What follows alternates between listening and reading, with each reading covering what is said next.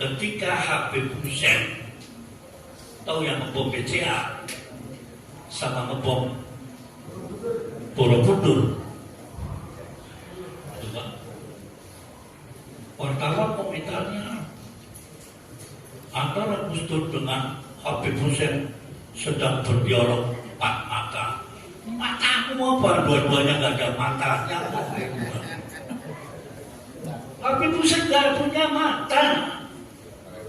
Saya santang ngomong-ngomong tak mata-mata yang mungkin sampai takut gitu kan. PKB pertama muncul di Kuningan dikatakan partai Kiai Buddha. Ada yang berani gitu kan lawan di Kuningan. Saya sebagai santrinya tuh wadul bawa fotonya biar dapat ongkos 2 kali lipat.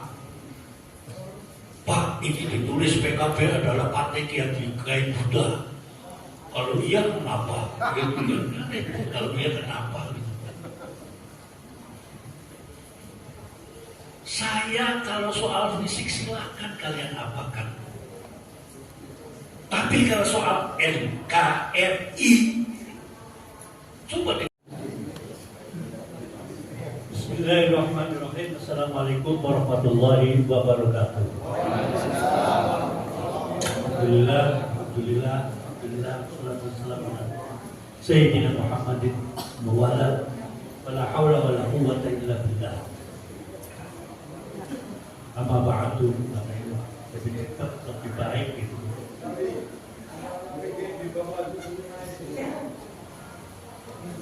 Lagi-lagi suruh testimoni udah 15 testimoni bahasa separuh testimoni.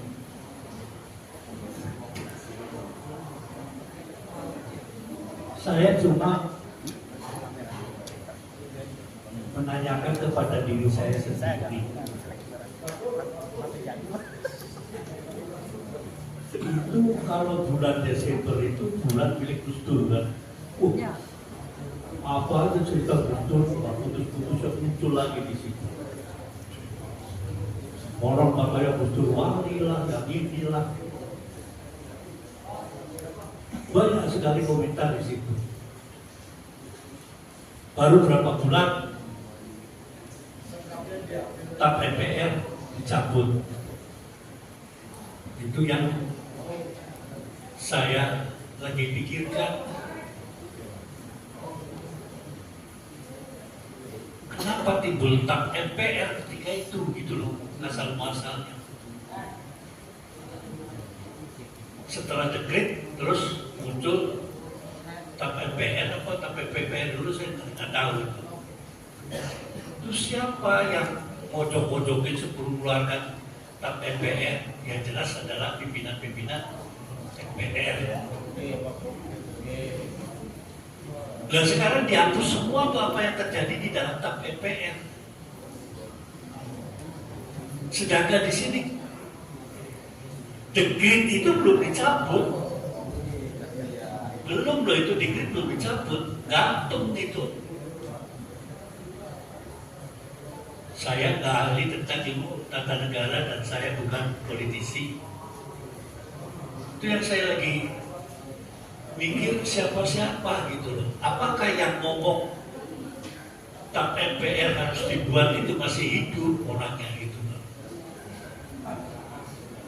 Saya yakin masih hidup gitu loh. Ada yang hidup, ada yang sudah tidak ada. Itu yang saya lagi telusuri. Maunya apa gitu loh terhadap Gus Dur.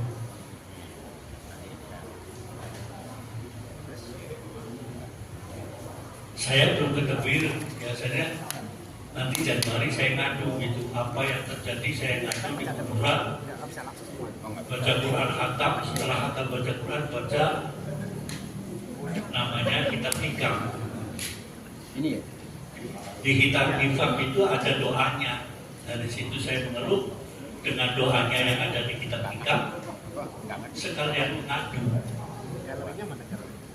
Judulnya kan, kalau saya gampang judulnya, sakitnya kok di sini gitu. Itu saja. Kalau soal testimoni itu banyak, sabar. Kalau saya sebaliknya, untung saja saya tidak mengatakan Gus Dur itu wali ketika Gus Dur masih hidup. Bisa dikeroyok orang, gendeng gue gitu kan. Udah gila ya bela-belain Gus Dur. Sekarang muncul Gus Dur ini adalah ini. Ketika Gus Dur dilengsarkan, manusia-manusia itu kemana gitu loh. Bukan santrinya, bukan siapanya, itu kemana gitu kan. Saya tahu siapa itu yang membela mati-matian, itu tahu. Yang jual kambing itu berangkat ke Jakarta itu tahu. Karena kan waktu itu kan udah dikumpulkan, pulangnya kemana saya? Akhirnya masuk ke Padani, asrama haji. Ini kok sekarang setelah Gus Dur kembali keluar semua.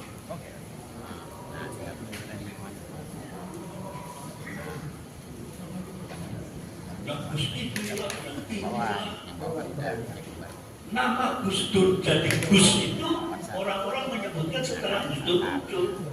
Tadinya kan nggak ada Dul, nggak ada Dul. Ya Dul, itu saya orang Jawa Timur gitu kan. Saya katakan gitu kan. Untuk menetralisir saya ngomong ditebir gitu, Gus nggak laku. Yang lakunya wedusnya yang laku. Ditebir itu wedusnya jadi Gus, Gusnya jadi Gus. Nggak termasuk saya itu jadi wedus.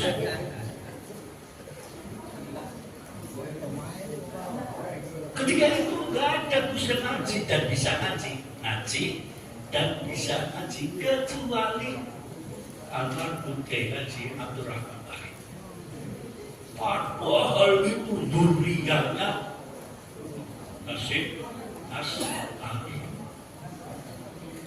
Sekarang kan tahu Gus ini ada Gus ini nyaci maki Gus sana gitu kan.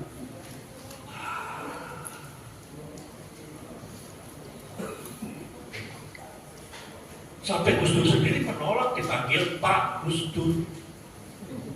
Kalau Pak ya sudah Pak aja. Kalau Gus panggil Gus saja karena Gus adalah pengganti daripada Pak. Diterangkan. Makanya saya sering Pak Dur panggilnya orang kok sampai mengundangnya Pak saja bukan Pak Gus Dur, nggak ada masalah lagi panggil Pak Gus Dur.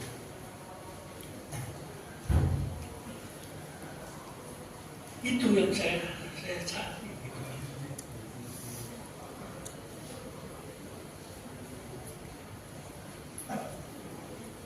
Dengan pasang surutnya dinamika politik di ketika itu, Gus Dur tenang saja kok.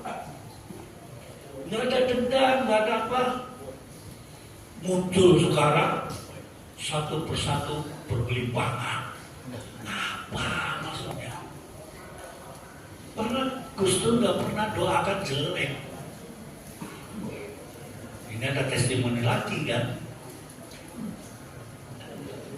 Ketika Habib Hussein tahu yang ngebom BCA sama ngebom Borobudur, wartawan komentarnya antara Gus Dur dengan Habib Hussein sedang berdialog empat mata. Matamu apa? Dua-duanya nggak ada matanya. Habib Hussein nggak punya mata. Saya santang ngomong-ngomong tak mata-mata yang mungkin sampai takut gitu kan.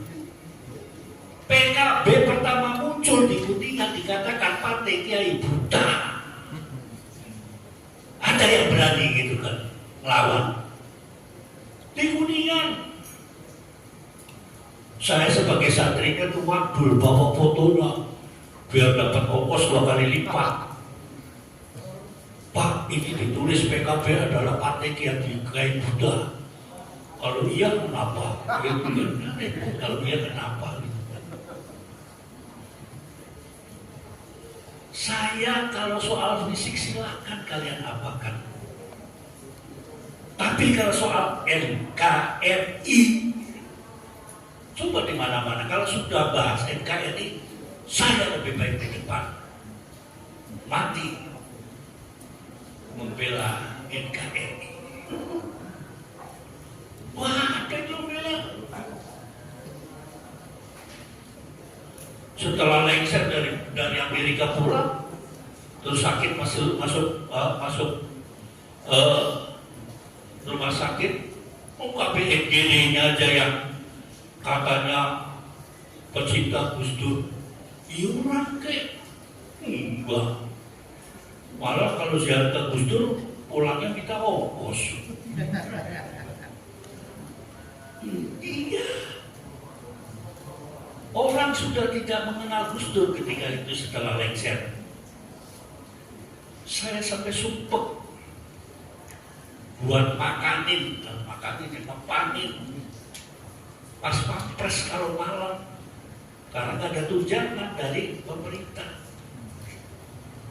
Oh Pak, saya keliling minta kepada, kalau sama orang itu saya sudah nggak percaya.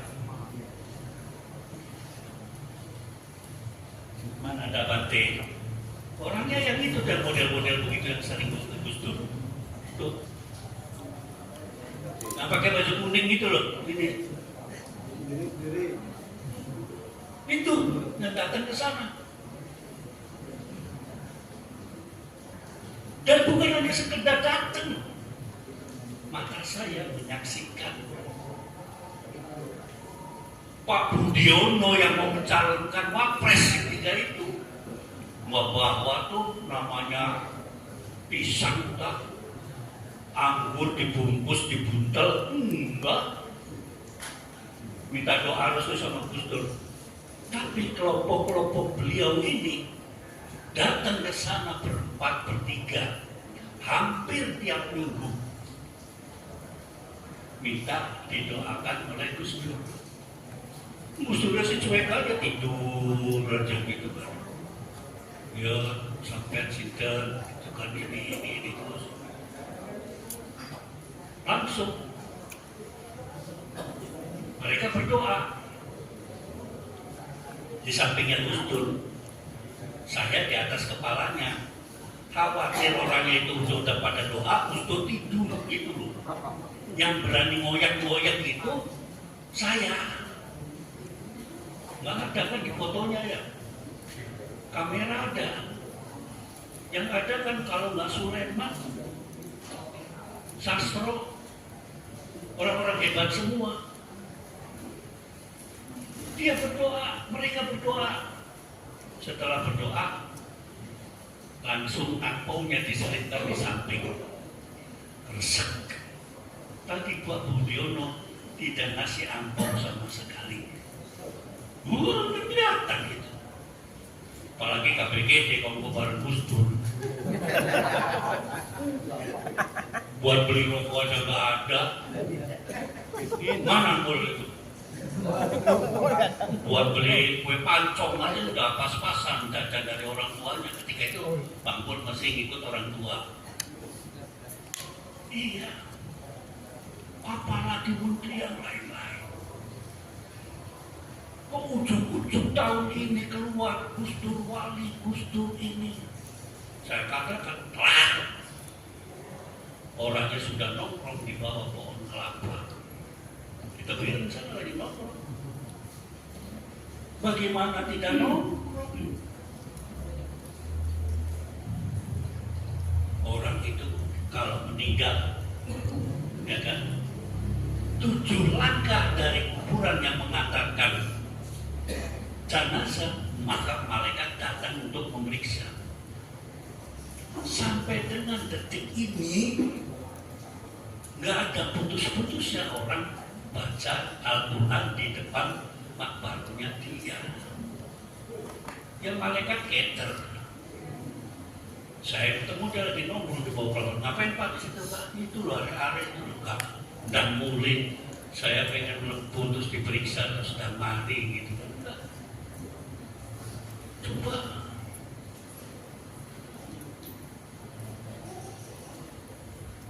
Hidupnya susah. Presiden kere ya Gus Dur.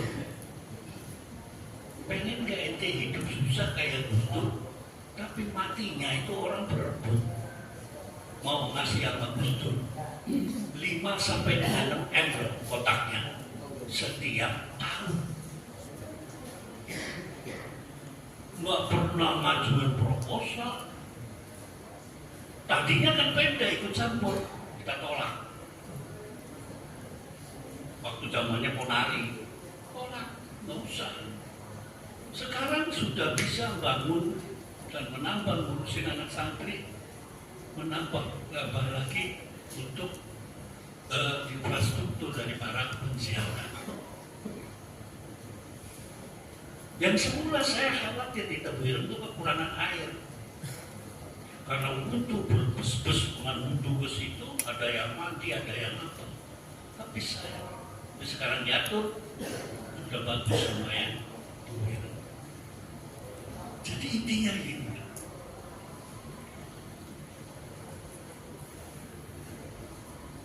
Bagaimana orang mengakui kesalahannya ini? Kan masalahnya ini belum ada gitu kan. Oh iya, saya itu salah dulu nengek Gus Dur.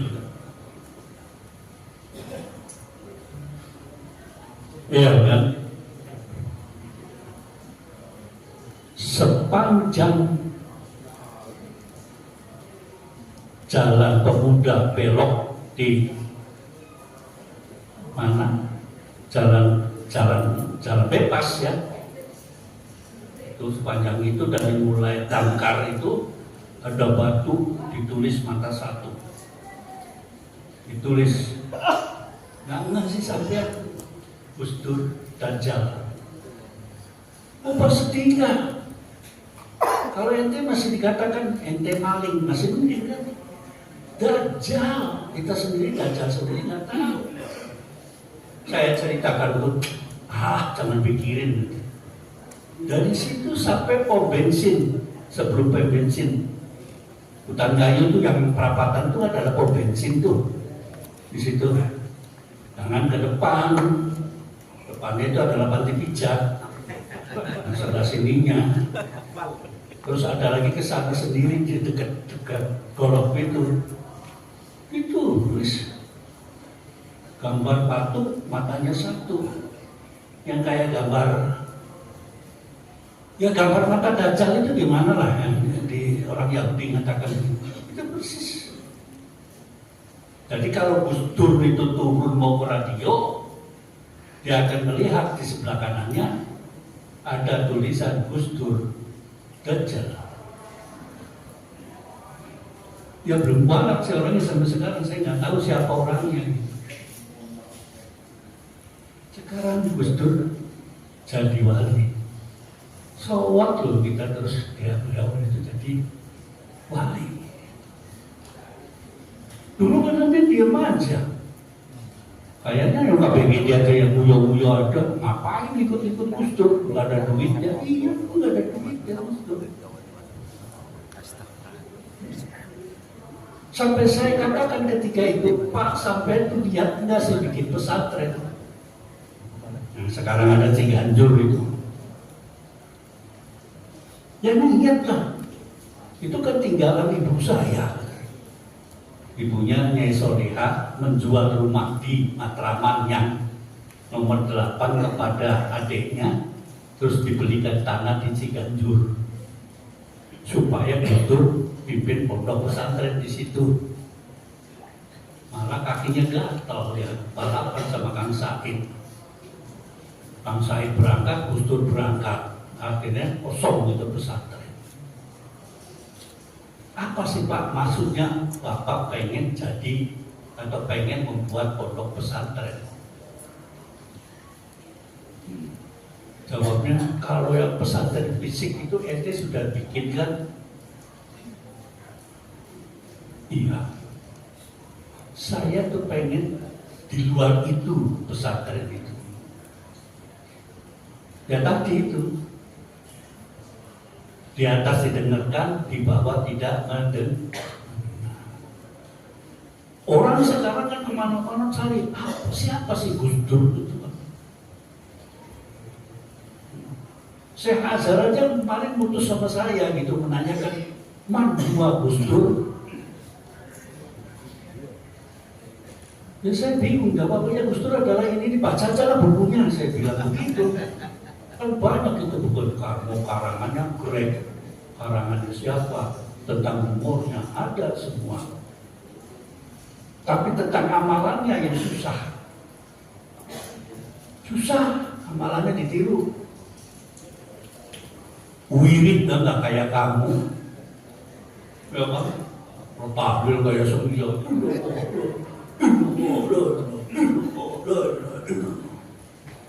Coba lihat dengerin itu yang geremungannya Gus Dur, yang ngilang, itu kan. Iya, itu. Kayak orang nggak niat. Makanya ketika ada waton lapar itu kan lagu ilahi itu yang ada waton, pikirannya Gus Dur yang nyanyi, padahal bukan. Kok enak bener Pak ini? Iya ya, suara sampean bukan. Suara sampean cempreng, ceber begitu. Terus saya kritik begitu. Memang sih turunan Arab, Gus Dur. Ya. Pas Wedan tak, pas apa gitu kan. Mabek kok pesek, dia bilang gitu. Saya nggak ceritakan turunannya lah, repot nanti. Sampai nanti niru lagi. Itu. Ya, Pahlawi apa Pahlawa?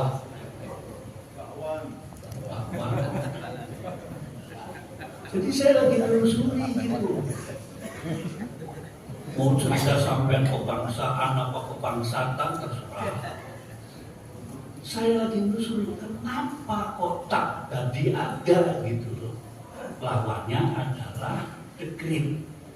Dekrit ya sekarang gantung kalau takdir sudah dihapus. Ini kan kalau belajar ngaji kan masalah nasih mansuh. Dimansuh itu kesalahannya, tapi di sini ada. Saya juga akhirnya terpaksa ngaji tata negara itu apa sih yang dimaksud itu. Kalau toh masih ada orangnya saya ngomong, tapi nggak ada orangnya. Akhirnya saya semuanya sekedar datang ke tebuiran untuk mengadu tentang masalah TAP NPR. Itu aja. Ini yang perlu dibangun. Terus perjuangan kemanusiaannya itu yang bagaimana? Baru ribut dan datang masalah urusan agama, bukan masalah urusan. Ada ribut itu agamanya siapa? Gereja apa bukan? Kemarin kan ada Ahmadiyah diserang nggak boleh beribadah, katanya melanggar peraturan daripada gubernur. Tinggian mana sih? Sama undang-undang dasar dengan peraturannya gubernur. Ya sudahlah. Memang maunya begitu. Saya tadinya mau datang ke sana, ke Ambislor. Ambislor kan kejadiannya itu dulu di demo, yang demo itu membom meledak sendiri. Saya datang ke pusat Ahmadiyah. Sampai sekarang saya hanya bisik-bisik aja. Takut nanti ribut lagi sama Akin, sama Bin, sama ini lagi karena masih baru biasanya ketol-ketol kan gitu. Giliran suruh nelusurin Gus Dur mau dibunuh 3 kali pada nggak berani. Ngomong kan 3 kali. nggak berani mau melusuri. 3 kali ngomong, oh saya juga sudah lusuri gitu. Ya tahu gitu kan. Tapi bagaimana sikap pemerintah ketika itu dan sekarang gitu kan? Masa kalah sama Mary Ann aja? Mary Ann tak kemarin itu. Mary silahkan kalah kan? Dari awal dari penjara sana ke sini sampai ke airport, udah kayak menteri aja. Pernahkah bangsa kita begitu pulang dari Saudi setelah dilepaskan dari Saudi? Adakah yang begitu ceritanya? Boten. Itu satu ketimpangan. Satu ketimpangan buat catatan buat kita yang penegakan kemanusiaan. Awas saja, saya bukan ngancam pemerintahan, bukan. Perilaku begitu jangan diulangi. Orang lain dihormati, orang kita PKW yang dibebaskan dari hukuman panjung, perilakunya tidak diperlakukan seperti itu. Tuh kira-kira. Jadi saya mau memperjuangkan kemanusiaannya. Cuma kalau bicara sama KPGD repot kemanusiaan itu. Saya sudah manusia, kalau sudah bukan kemanusiaan. Ya udah kita berjuang tentang kebinatangan.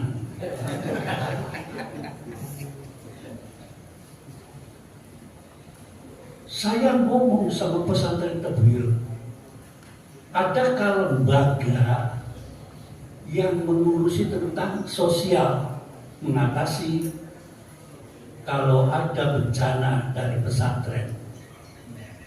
Oh, jawabnya ini. Saya nggak lihat tuh di airport, di sana di Jakarta Timur di Halim, nggak ada itu paket isinya di situ Tabligh, ada santri, ada mahasiswa itu ada, apalagi KPGD. Iya. Bagaimana kita peduli dengan orang lain? Puasa sih komplit kan puasa. Kalau Ramadan komplit kan. Tapi apakah puasanya menggugat tadi tentang keprihatinan kita dengan bangsa kita? Enggak, yang penting berpuasa. Itu yang dipikirkan sama Gus Dur. Apa tadi syairnya? Ngaji bener, anunya bener, tapi bu. Saya nggak apa kalau anunya bahasa Jawa, saya soalnya orang Manado jadi Manado itu Tegal Tiek gitu kan.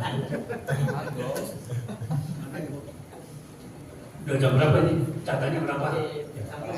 Sampun dari tadi. Aku jalan ya. Saya tuh udah tadi sama MC disebut almarhum loh. Aduh.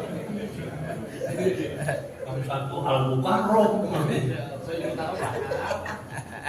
Saya pengumuman nih ya Kang ya, nggak boleh panggil saya Al-Mukarram. Panggilnya batas cukup Al-Ustadz yang ulun tobasir.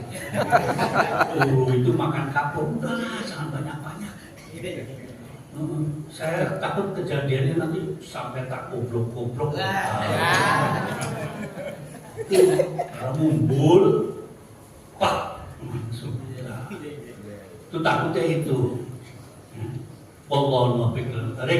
Assalamualaikum warahmatullahi wabarakatuh.